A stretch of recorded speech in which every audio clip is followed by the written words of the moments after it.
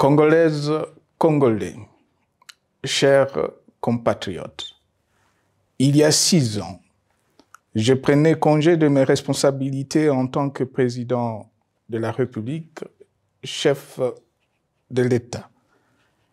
Et fait inédit dans notre pays, en près de 60 ans d'indépendance. J'ai passé pacifiquement la main à un nouveau chef d'État. Depuis lors, je m'étais imposé un strict devoir de réserve, y compris quand j'ai fait l'objet, directement ou par mes proches interposés, de provocations, de déni de droit, d'humiliation, d'imputations dommageables et d'autres multiples atteintes à ma dignité. D'abord, parce que je suis convaincu que le temps est le meilleur allié de la vérité, un antidote lent mais puissant contre le venin du mensonge et de la délation.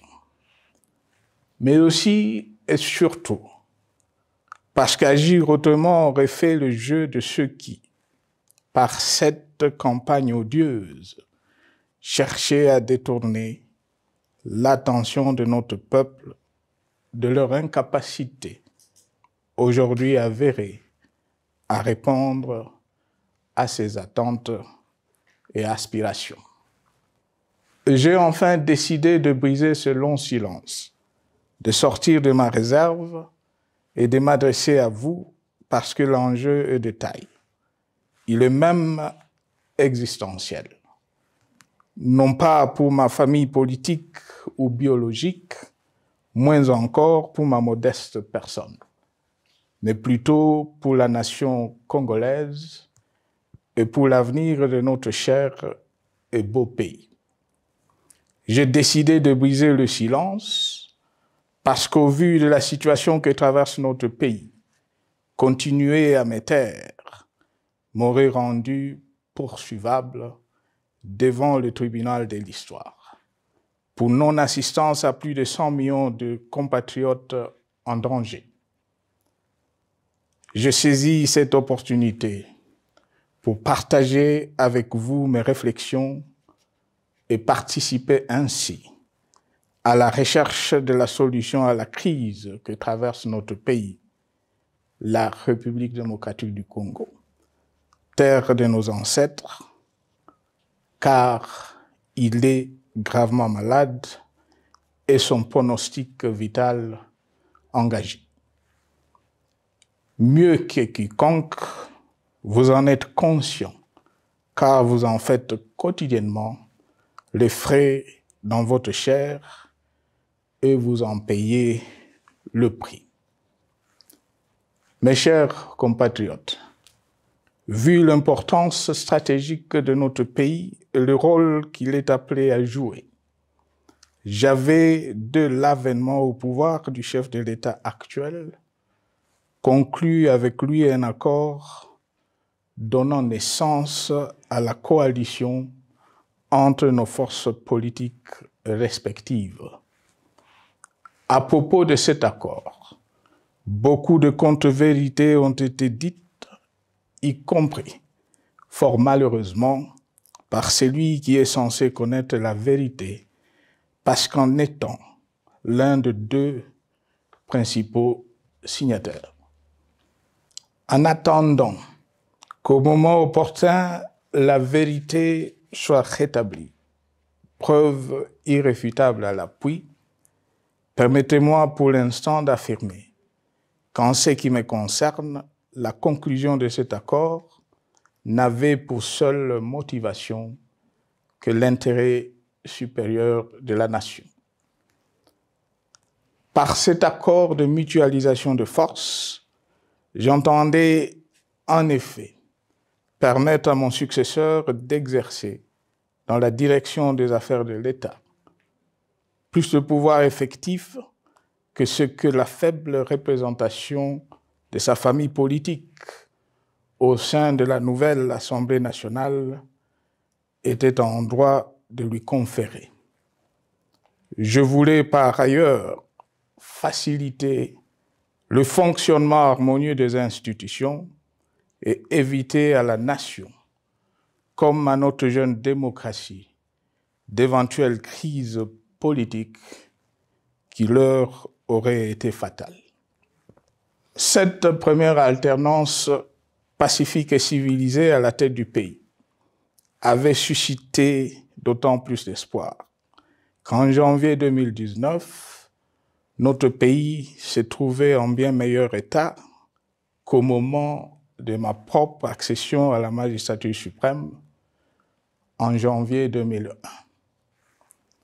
Alors que j'avais trouvé un pays au bord de l'implosion, miné par une longue dictature et des guerres, sans institutions républicaines, économiquement en faillite et socialement déchiré. Bref, un pays dont l'incertitude de lendemain menaçait la stabilité de toute la région. Le 24 janvier 2019, j'avais en effet légué un bien meilleur héritage à mon successeur, à savoir un pays réunifié, largement pacifié et dont les limites territoriales correspondaient exactement à celles qu'elles étaient au 30 juin 1960. Une nation reconstituée, réconciliée et fière de sa diversité. Un État doté d'une constitution progressiste et des institutions fonctionnant harmonieusement. Une économie dynamique et résiliente et débarrassée du fardeau de la dette hérité de régimes antérieurs, du fait de multiples réformes structurelles engagées.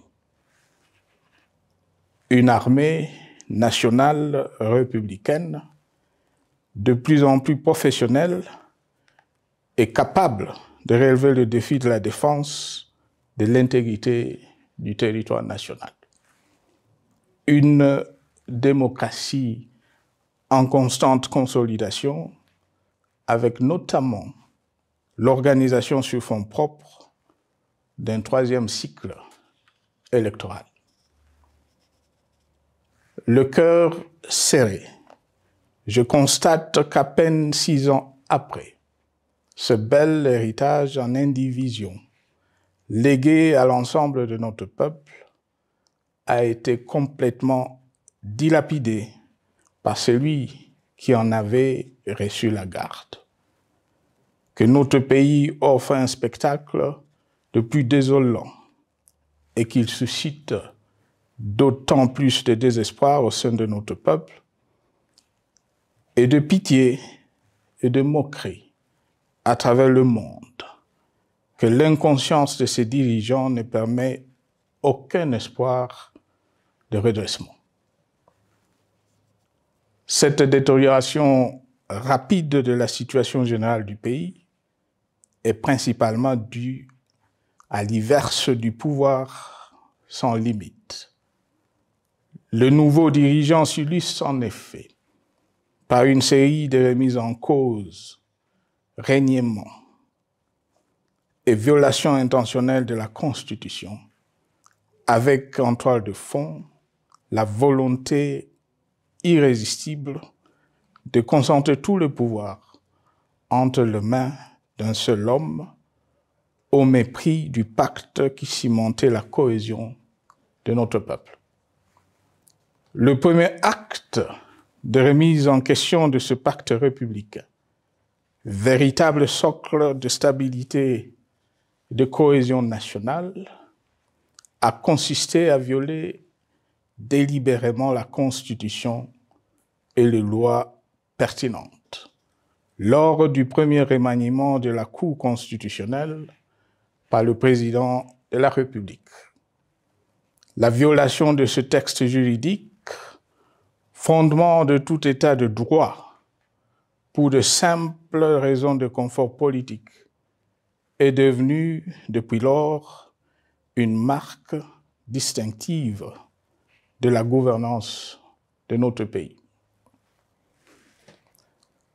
Dans le même esprit, en décembre 2020, il fut organisé un coup d'État institutionnel à la suite du renversement en pleine mandature d'une majorité parlementaire, pourtant dévolue par le peuple souverain, ainsi que le gouvernement qui en était issu.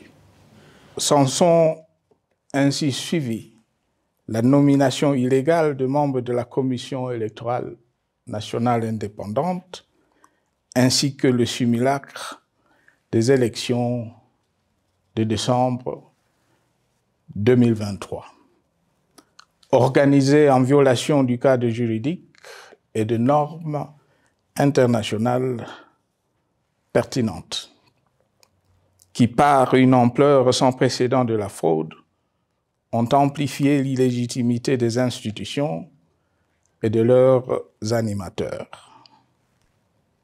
Le coup de grâce a été donné par l'annonce du projet de changement de la Constitution, un projet dont la réalisation liquiderait totalement le consensus national de Sun City. Les conséquences négatives de cette gouvernance non orthodoxe sont pour le moins stupéfiantes. Le pays est ainsi devenu un espace de non-droit. La République a cessé d'être démocratique et la volonté du chef de l'État tient désormais lieu de loi suprême, supplantant la Constitution et les lois. En revanche, érigé en politique du gouvernement, le populisme et la démagogie, le mensonge et l'arrogance, la discrimination et la stigmatisation de certaines composantes de notre peuple, l'institutionnalisation du tribalisme et du népotisme, l'opposition de communautés nationales les unes aux autres, le discours de haine et l'injustice ainsi que l'impunité ont d'autant plus aisément détruit la cohésion nationale et le vivre ensemble que l'opulence outrancière et le non-respect de la parole donnée sont les maîtres mots de la classe politique au pouvoir. Ce qui a rendu le pays fragile et donc vulnérable. Plus grave, le repli identitaire, dangereux pour l'édification de toute nation, a refait surface, avec ses vieux démons dont l'intolérance et la division est circonstance aggravante. Cela est non seulement toléré et impuni, mais aussi et surtout véhiculé et financé par les tenants du pouvoir. Face à cette dérive, le Parlement a abdiqué de sa mission constitutionnelle de contre-pouvoir.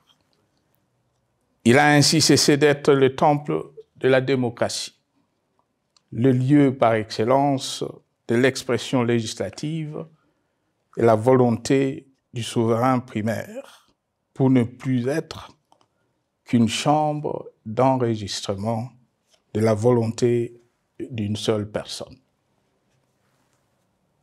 Quant à la justice, garante constitutionnelle des libertés publiques et du socle de valeurs, qui structure notre identité et forge notre unité, elle a complètement démissionné de ses responsabilités, se laissant ouvertement instrumentalisée à des fins politiques.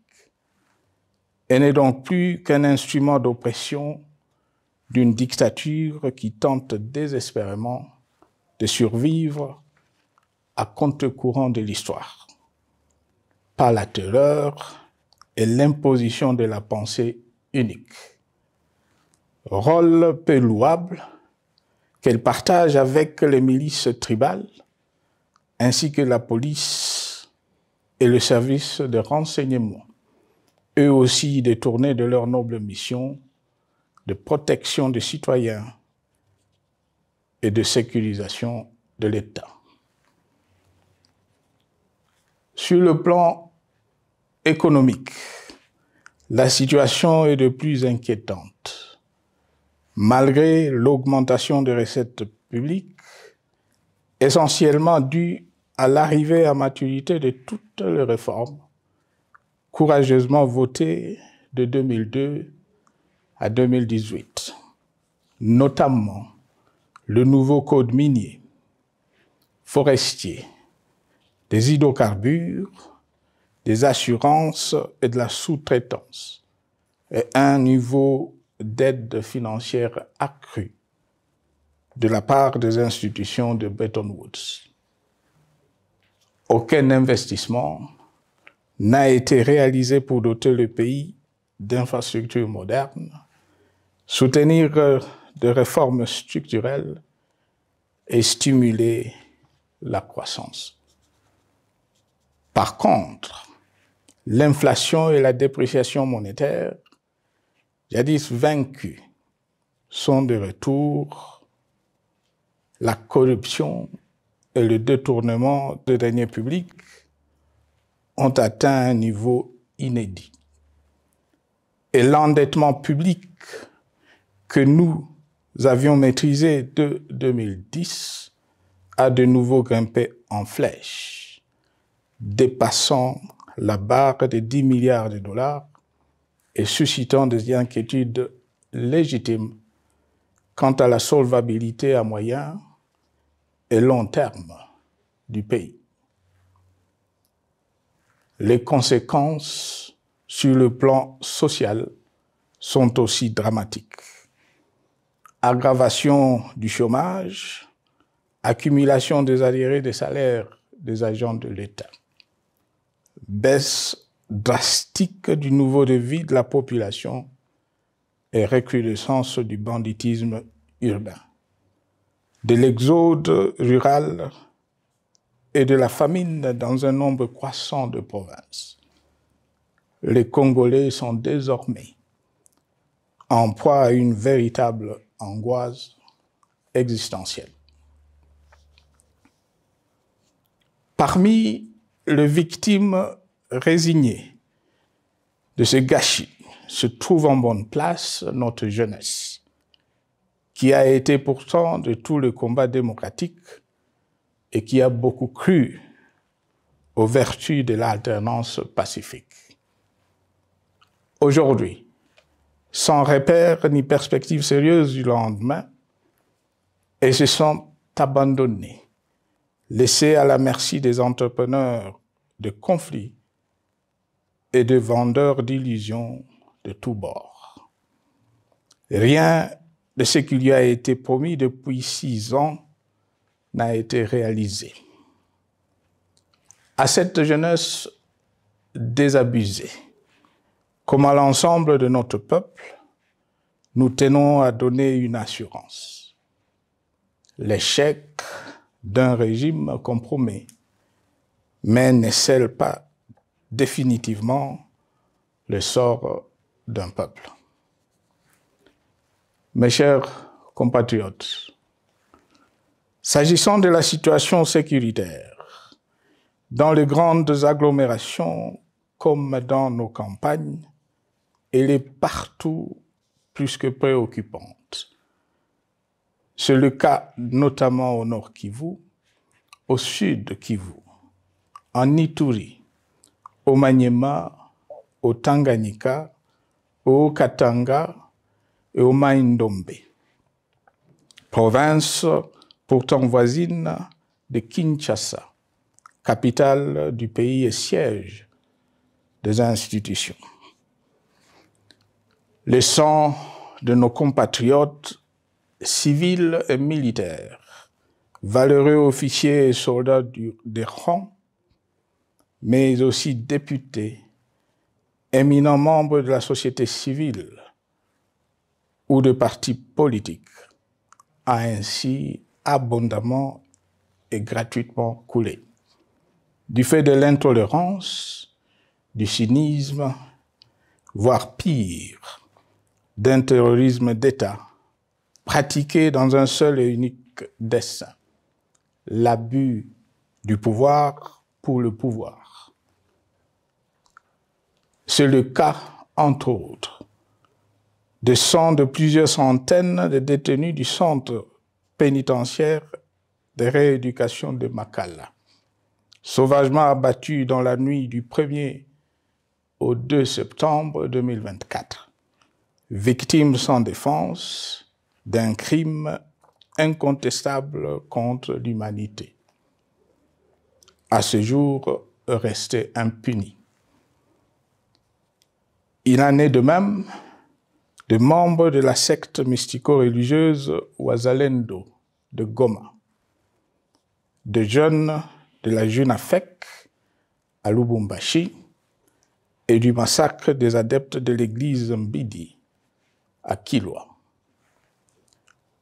Cette déliquescence de la situation sécuritaire est due à la mauvaise gouvernance du pays qui, dans ces secteurs, est aujourd'hui caractérisée par une formation militaire bâclée, des recrutements et mises en place ethniquement motivés, ainsi que par l'emprisonnement sans jugement, aussi bien de plusieurs militaires et officiers de haut rang que des agents de l'ordre et de sécurité, majoritairement swahiliphones. Bien plus, à l'armée nationale, bouclier de la nation, instrument de préservation de l'indépendance nationale et de l'intégrité territoriale, il a été substitué de bandes de mercenaires, de groupes armés, de milices tribales et de forces armées étrangères qui ont non seulement montré leurs limites, mais aussi enfoncé le pays dans un chaos indescriptible. L'État a ainsi perdu le monopole de la violence légitime en sous-traitant aux groupes armés, autrefois maîtrisés, le maintien de l'ordre public et de la tranquillité nationale. Et comme si cela ne suffisait pas, l'armée nationale est vilipendée, conspuée et tournée en dérision par les autorités qui n'assument jamais rien alors qu'elles sont censées veiller à sa consolidation et à sa respectabilité. Pour les avoir formés, commandés et conduits au front, je connais nos soldats, boucs émissaires aujourd'hui de toutes les contre-performances enregistrées sur les champs de bataille.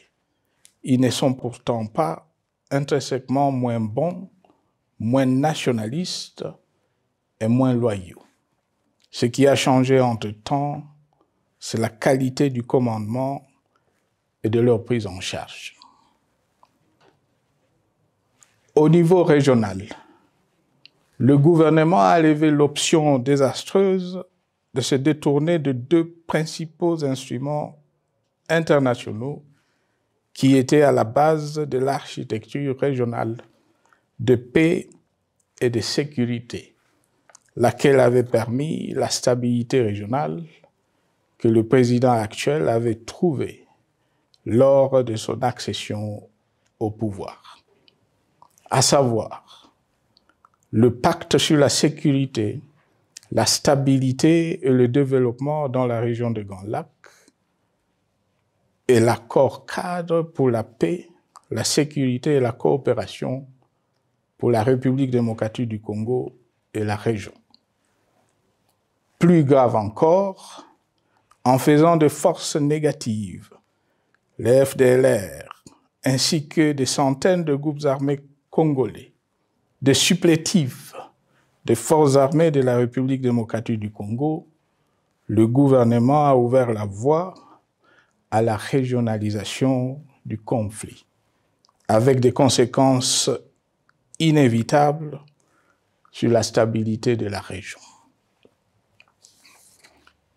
Mes chers compatriotes, alors que sur le plan institutionnel, politique, économique et social, les fondamentaux avaient été établis et que le pays avait été placé sur la rampe de lancement, prêt à décoller.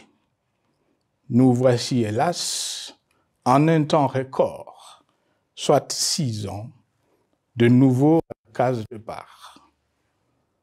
Seul d'un État failli, divisé, désintégré, au bord de l'implosion, inscrit en bonne place au palmarès de pays pauvres, le plus corrompu et très endetté. En atteste tout le rapport tant du Conseil de sécurité des Nations Unies que ceux sur l'indice de développement humain et sur la pauvreté. La crise qui déchire notre pays est donc profonde et multidimensionnelle. Sa solution doit être nécessairement globale. Toute autre approche n'a donc aucune chance de conduire à une paix durable. Bien plus, le Congo est intemporel. Il n'appartient pas à tel ou tel régime politique, ce dernier étant par définition rotatif et donc passager en démocratie. Il appartient plutôt au peuple congolais dans sa grande diversité. Ce qui est vrai du Congo l'est aussi des immenses ressources du sol et du sous-sol dont il regorge et qui sont essentielles à la croissance et au développement à l'échelle internationale. Que tous, au pays comme à travers le monde, en tiennent compte et qu'ils inscrivent leurs projets dans une perspective qui privilégie l'intérêt du Congo et des Congolais, plutôt que celui de ceux qui, à un moment ou à un autre, dirige le pays. Cela étant, pour sauver le Congo, les griefs légitimes du peuple congolais contre le régime en place ne peuvent être éludés. Ils doivent plutôt être pris en compte. La dictature doit prendre fin et la démocratie, tout comme la bonne gouvernance économique et sociale, doivent être restaurées. Car, comme en témoigne l'histoire, il ne peut y avoir de solutions sécuritaires définitives sans solution politique sincère. Sinon, il y aura de nouvelles vagues de convulsions politiques, de troubles à la paix, d'insécurité, d'instabilité institutionnelle, de conflits armés et de guerres civiles. Perspective qu'en toute responsabilité, nous, Congolais, ne pouvons plus nous permettre. Il est dès lors vital que les multiples initiatives de recherche de la paix, Luanda, Nairobi, EAC-SADC, l'Union africaine, Doha et Washington, que nous accueillons favorablement, les considérant comme autant de signes de compassion et de solidarité à notre peuple, soient conscientes de cette exigence. Qu'elles accordent aux Congolais à la fois maîtres de leur destin et premières victimes de cette crise la place centrale qui leur revient de droit, aussi bien dans le diagnostic du mal dont souffre le pays que dans la prescription du traitement dont il a besoin pour en guérir définitivement. Il convient de noter à ce sujet que le gouvernement de Kinshasa s'est enfin résolu à se mettre autour d'une même table avec l'AFC M23 depuis plusieurs semaines à Doha, même si, bizarrement, il continue à considérer comme un crime le fait que les autres Congolais se parlent entre eux. C'est le lieu pour moi de saluer la démarche des évêques de la CENCO et de l'ECC, qui a le mérite de n'exclure du débat aucun sujet, ni aucun de nos compatriotes. Sans être parfaite, cette initiative conjointe des Églises mérite le soutien et, si nécessaire, des enrichissements de la part de notre peuple.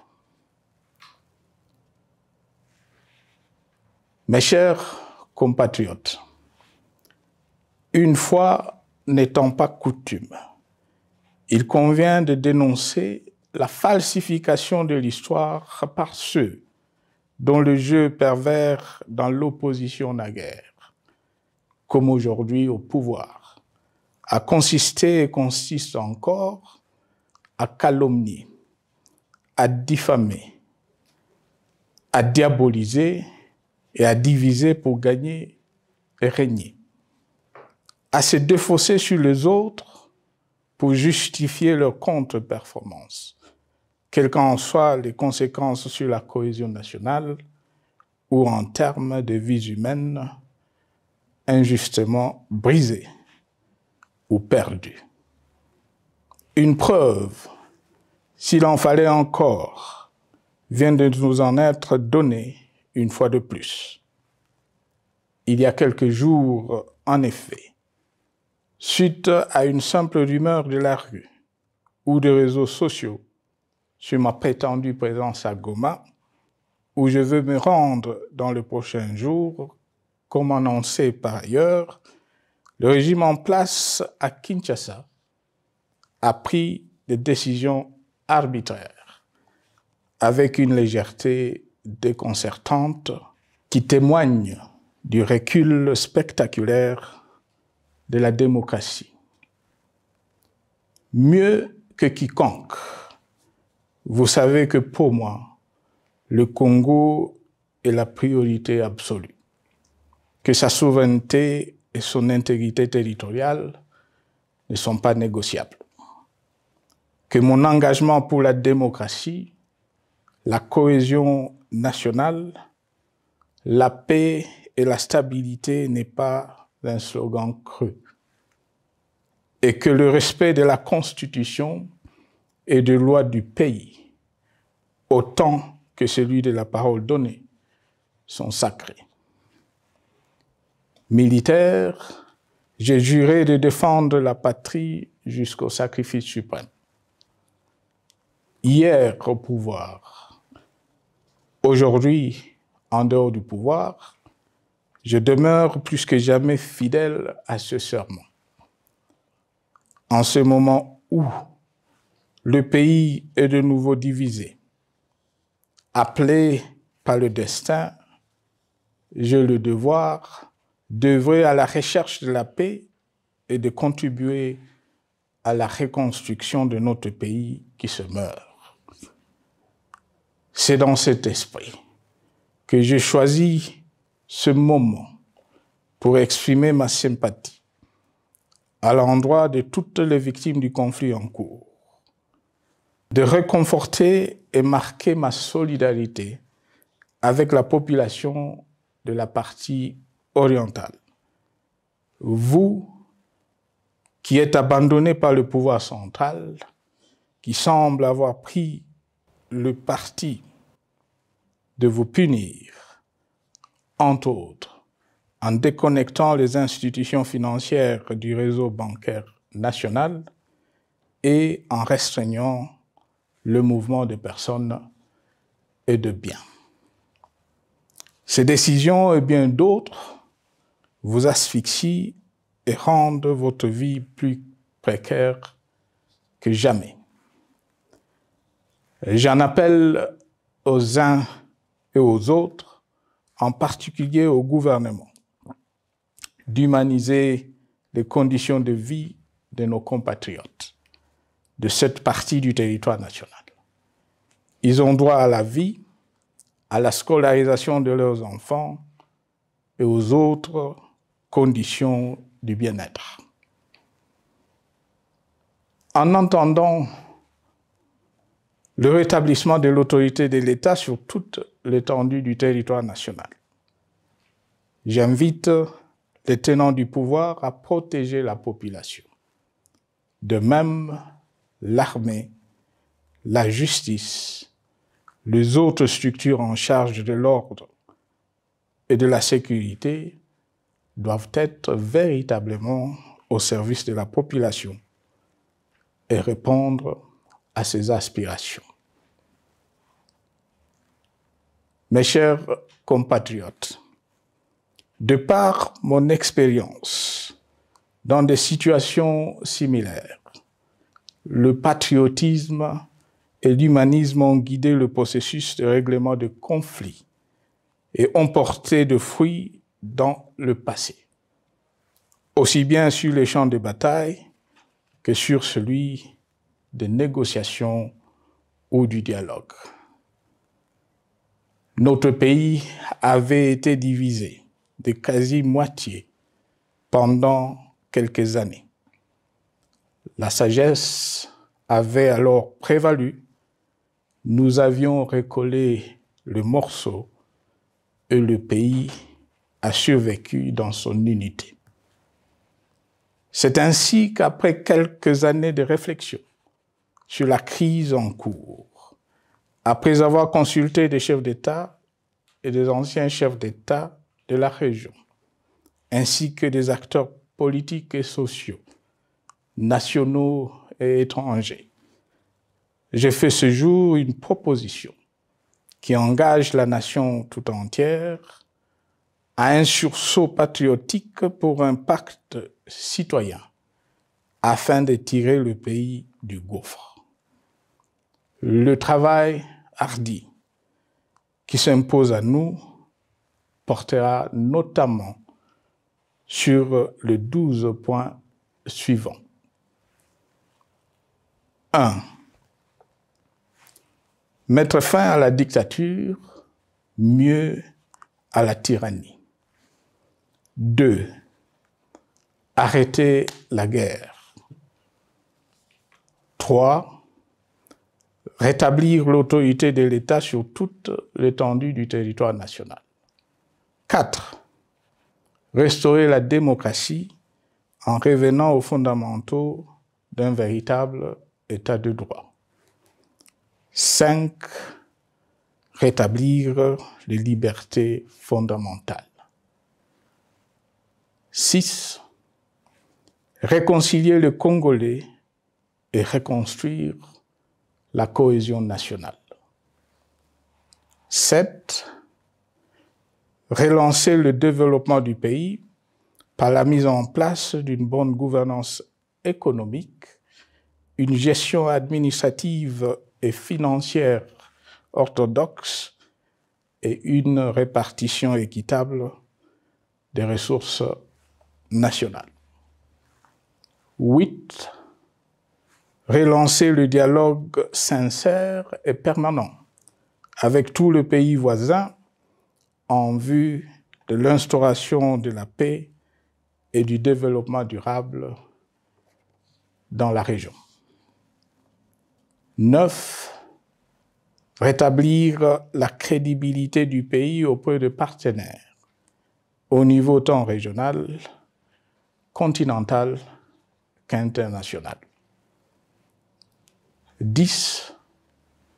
Neutraliser tous les groupes armés nationaux et étrangers et rapatrier ces derniers dans leur pays d'origine. 11.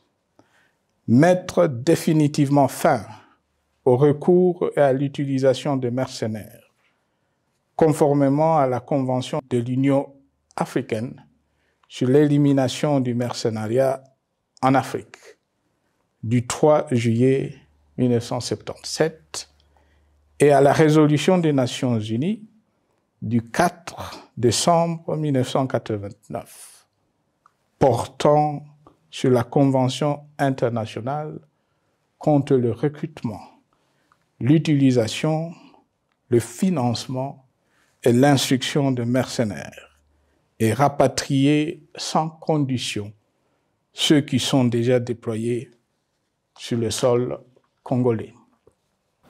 12. Ordonner le retrait sans délai de toutes les troupes étrangères du territoire national.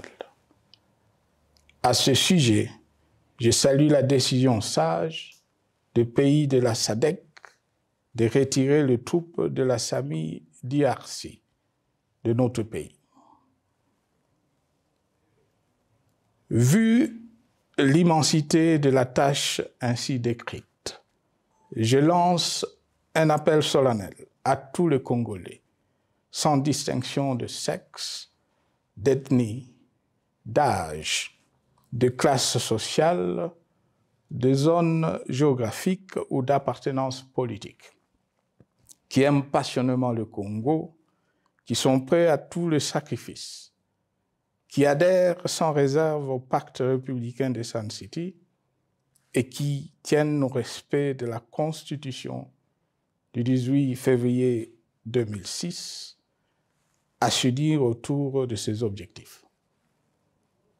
Il s'agit de la refondation de l'État et de l'édification d'un pays qui a perdu ses repères. Mobilisons-nous et mettons à profit tous les moyens à notre disposition pour restaurer l'unité nationale, sauver le Congo et préserver son indépendance. Car l'Afrique et le monde nous regardent. Mes chers compatriotes, le Congo vaut mieux que la caricature qu'en donnent ses dirigeants actuels. Le Congo mérite mieux que cette politique extérieure faite de jérémiades et de mendicité.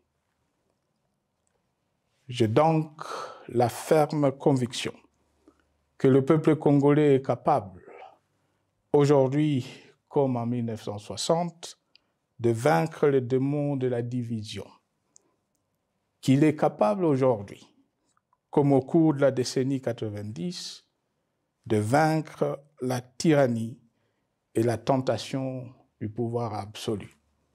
Qu'il est capable aujourd'hui, comme en 2003, de prendre le dessus sur ce qui nous divise et de mettre fin à la violence armée qui oppose ses enfants. Pour y parvenir, chacun doit jouer sa partition. Je m'engage à jouer la mienne. Que Dieu bénisse la République démocratique du Congo, qu'il bénisse individuellement chacun de vous. Je vous remercie.